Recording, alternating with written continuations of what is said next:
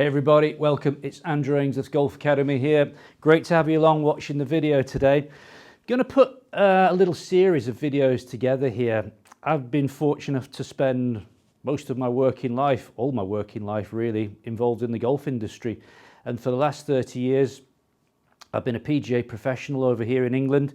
And during that time, most of my working day is done teaching golfers, helping golfers try and get better at golf. So I worked it out on the back of a matchbox the other day that I've roughly done somewhere between 30 and 32,000 golf lessons in my lifetime as a golf coach. That's a lot of golf lessons, isn't it? So you can imagine over 30,000 plus golf lessons. I've seen a lot of different swings, but there's always common denominators which come out, which I see pretty much on a daily basis. So I thought I'd put together just a few videos giving you a little insight into what I see happen to golfers. And this is right across the board. This can be from, very experienced, low handicap golfers all the way up to guys and girls who are maybe just starting the game or stuck on a handicap of 24 and just can't get any better. And the thing that I hear most when people walk into my golf academy and I have a little chat to them before we start the lesson, and I'll say, how's your game? What's good, what's bad? And the biggest thing people always say to me is I've got no consistency. One day I'm good, one day I'm bad. I play 3 holes well, 3 holes badly, and I'm just not consistent enough. And we all know, those of us who've played golf for as long as I've played it, we all know golf's a difficult game, isn't it? Let's be honest about it. Probably one of the most difficult ball sports to master, I would say, because it's a game of such small margins.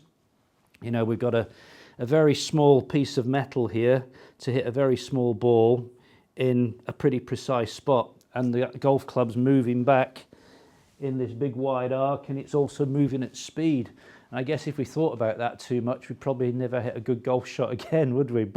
So we know golf's demanding, we know it's challenging, but why can't we play golf more consistently? Well, my whole ethos of golf coaching is we've got to keep it simple and we've got to look at the basics. So I'm going to show you today what I think is one of the top 3 faults which stops golfers from becoming better golfers and more consistent.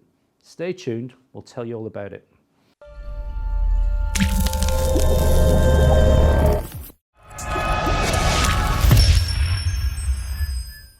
So, what is it going to be? What's one of the biggest faults that I see day in, day out? Is it grip? Is it posture? Is it ball position? Is it this fabled head up, lifting my head, which we all know is bad advice? We don't actually see that. That's for another video. No, it's none of those. It's all about the takeaway. So, we're going to presume for this video that you are standing with good posture and a decent grip, decent setup. So I'm going to put myself down the camera line here. I've got my grip, I've got my posture, I've got my setup, and I've got my 7-iron in my hand. Okay. It's the first move back where I see problems starting, literally the first few feet. And these are the most common faults that I see with this takeaway. Club coming back too much on the inside. Have a little look at this club as it starts to come back. That club's being drawn very much behind me, too far behind me. And look at where that club head is relative to my backside. Way on the inside, isn't it? So what's going to happen from here is I'm going to get my wrist hinge, my wrist cock, and I'm going to get myself in a position like this where I'm way below the plane, the optimum plane of the swing. There's a fair chance the club could be pointing a little bit to the right across the line. So what could happen from here?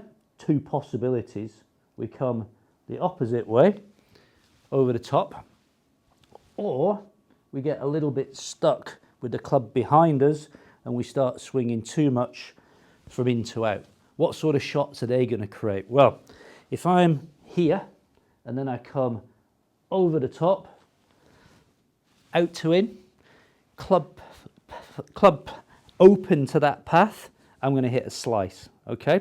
If the club face is square or closing to that path, I'm going to hit a pull shot. So we've got complete opposite shots coming from that one problem, being caused, in my mind, by the backswing. We get the other one. You get the club trapped behind us again, and we keep the club trapped on the inside. So I'm swinging way from in to out. Club face closing to that path. I'm going to get a big draw stroke hook. And if I keep that club face square to open, I'm going to get a big push out to the right. Two bad shots we don't want to hit. So how do we correct it? It's actually quite simple. Set yourself back up again. Take the club back to waist height position. I'm just going to take my bottom hand off here, my right hand, and you can see here how my left arm and club for a right-handed golfer pretty much form a straight line, coming back straight towards you on the camera. Now, we've also got a little bit of chat to do about what the club face is doing, and this is where you'll get different opinions. If I come a little bit closer to the camera, the more traditional technique would be to try and get the toe of the club pointing straight up to the sky.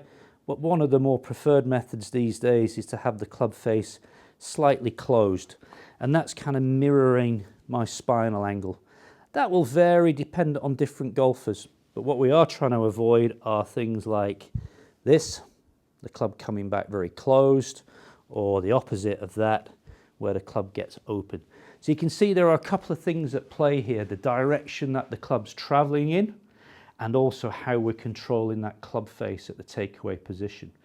So that's one thing we see. The other one we see, which is probably a little bit rarer but does happen, is when the golfer takes the club back on the initial takeaway and starts to send the club too far on the outside. So you can see here now, opposite problem.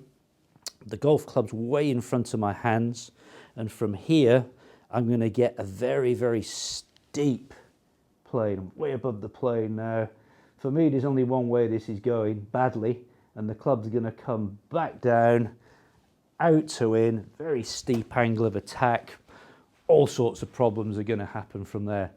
So the whole point of this little video for me is if you can put the club in a pretty good position on this takeaway, somewhere in this sort of area, you've then got a great chance of the next move being that, which is my wrist hinge, my wrist cock, and then I rotate my shoulders, and you can see here the club is pretty much on plane, and the club face at the top of the backswing there is square.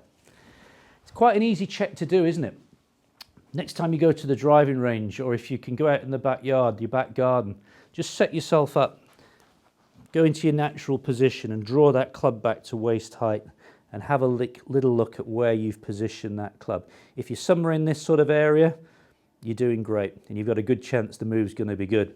But next move will be good. But if you're working the club in here, or pushing the club too much on the outside, you're setting up potential problems. And remember that problems on the downswing are generally all caused by a problem on the backswing. It all links together, doesn't it? The backswing is just a position we're trying to get into to allow the downswing to work efficiently. So if you get the backswing right, you've got a great chance of making the downswing work more efficiently. And guess what that's going to give you? A bit more consistency, hopefully. There we go. It's just a little snippet video today. Post your comments down below on the takeaway. What are your thoughts on it? Do you agree with what I'm saying there? And I know there are lots of different techniques out there and available, but I'm just telling you what I see on a day in, day out basis. And this is definitely one of the biggies. Thanks for watching. My name's Andrew Ainsworth.